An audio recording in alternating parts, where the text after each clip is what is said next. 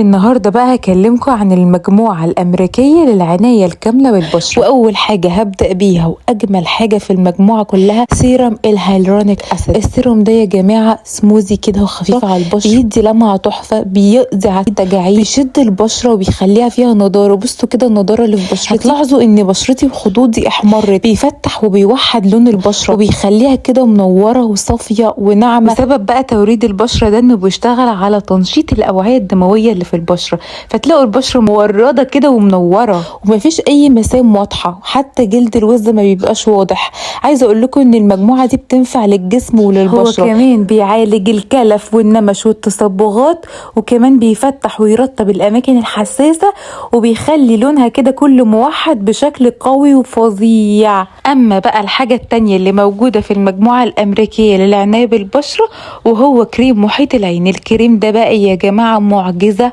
حرفيا معجزه. ازاي؟ هقول لكم بقى. الكريم ده اول حاجه بيناسب البشره الحساسه اللي بتتحسس من اقل حاجه، بيرطب منطقه تحت العين طول اليوم، ترطيبه عميق جدا، انا مش متخيله ازاي.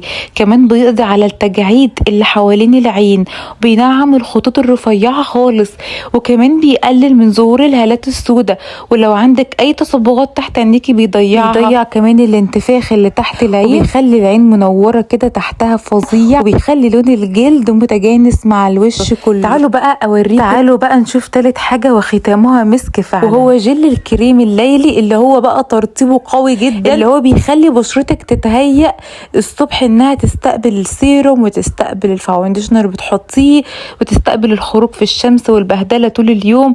انا عايزه اقول لكم ان ده عباره عن جل كده سريع الامتصاص، بيرطب وبيغذي وبينعم البشره بعمق فظيع، كمان وانتي نايمه بيرطبها اكتر، وبيجهزها زي ما قلت لك للصبح لسيرم الهيالورونيك اسيد. اقول لكم بقى ان مفعوله بيقعد طول الليل لحد الصبح، وبنحطه طبعا قبل ما ننام على طول، ونحطه وننام ونقوم نتفاجئ بالنتيجه القمر. وكمان بينفع تستخدميه لايديكي الاتنين ورجليكي، مفيش اي مشكله خالص. عايزه اقول لكم ان المجموعه دي حرفيا اختراع، لازم تجربوها.